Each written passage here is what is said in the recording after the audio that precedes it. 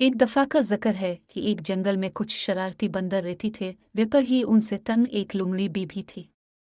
बंदर मियाँ तो मशहूर ही अपनी नक्काली और शरारतों की वजह से थे, जिससे जंगल के तमाम जानवर खुश होते थे। लेकिन लुमड़ी बी को उनकी ये हरकत सख्त नागवार गुजरती थी, क्योंकि अक्सर व बेशतर वो बंदर मियाँ की शरारत का निशाना बनती थी। बात महज शरारत की होती तो कोई बात न थी।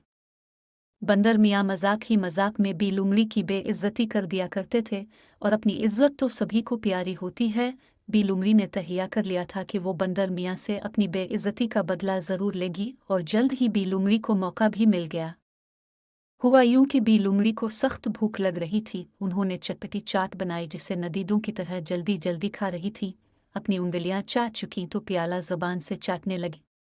बंदर मियाँ जो इत्तेफाकना वहाँ निकले थे, बड़े इश्तियाक से बी लुमड़ी की नदियादी हरकतें देख रहे थे, और वो इससे बेखबर मज़े से चटखारे लेती जा रही थी और कहती जा रही थी, वाह मज़ा आ गया, क्या चाट बनाई है मैंने।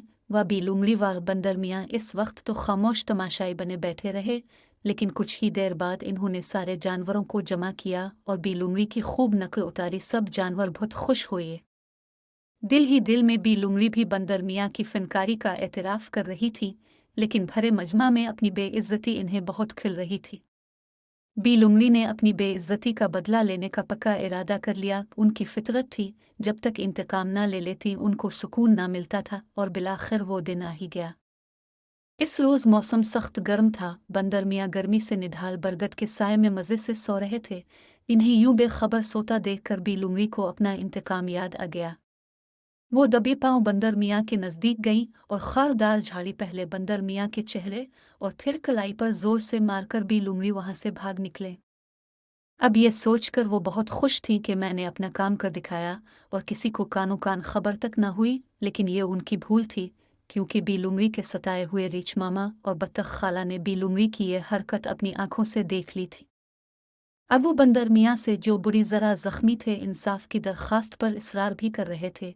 पहले तो बंदर मियाँ ने इनकार कर दिया, और फिर बत्तख खाला के एहसास दिलाने पर कि ये खामोशी कल बी लुमड़ी को औरों पर जुल्म करने की शय देगी, बंदर मियाँ ने जंगल के बादशाह से इंसाफ तलब करने का फ़ैसला कर लिया। बंदर मियाँ ने जब तमाम माजरा जंगल के बादशाह को सुनाया, तो उन्होंने फ़ौरन तमाम जानवरों को दरबार में हाज़िरी का हुक्म दिया। तमाम जानवर बादशाह के दरबार में हाजिर हो गए। बादशाह सलामत इंसाफ की कुर्सी पर बैठे थे, और बंदर मियाँ बी लुमड़ी के जुल्म की दास्तान सुना रहे थे। उनका ज़ख्मी चेहरा उनकी सच्ची गवाही दे रहा था। बत्तख खाला और रीछ मामा ने बी लुमड़ी के खिलाफ हल्फिया गवाही दी थी। तमाम जानवर बी लुमड़ी को लानत मलामत कर रहे थे। पहले तो वो इनकार करती रही, लेकिन बंदर मियाँ ने सबूत पेश कर दिए। बिलाखिर बी लुमड़ी ने इकबाल जुर्म कर ही लिया। जंगल के बादशाह शेर ने अपनी गरजदार आवाज़ में फैसला सुनाया कि एक माह तक जंगल के तमाम जानवर बी लुमड़ी से कोई ताल्लुक नहीं रखेंगे, और शाही दरबार में होने वाले जश्न में भी बी लुमड़ी शिरकत नहीं करेंगी। है फैसला सुनते ही बी लुमड़ी की आंखें भर आएं। जंगल के इस सालाना जश्न की तैयारी तो वो कई माह पहले से कर रही थी।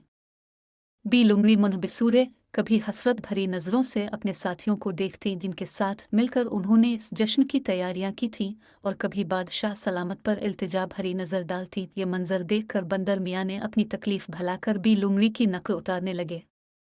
आदत से मजबूर जो थे, फिर ये आदत इनकी पैदाइशी भी थी। कैसे वो इससे छुटकारा पाते? तमाम जानवर हंस रहे थे। बंदर मियाँ की बेसाख्ता अदाकारी पर शेर बादशाह भी मुस्करा दिए। ये देखकर बी लुमड़ी शर्मिंदा भी हुई और आदास भी।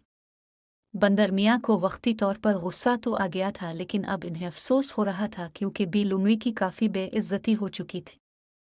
खुद बंदर मियाँ को भी अपनी गलती का एहसास हो रहा था कि ऐसी शरारत मजाक नहीं करना चाहिए जिससे किसी की इज्जत खराब हो या किसी की दिल आज़ारी हो। फितरतना बंदर मियाँ बहुत रहम दिल थे। उन्होंने बादशाह से बी लुमड़ी के लिए मुआफ़ी की दरख्वास्त की, तो उनकी सिफारिश पर लुमड़ी की सज़ा ख़त्म कर दी गई।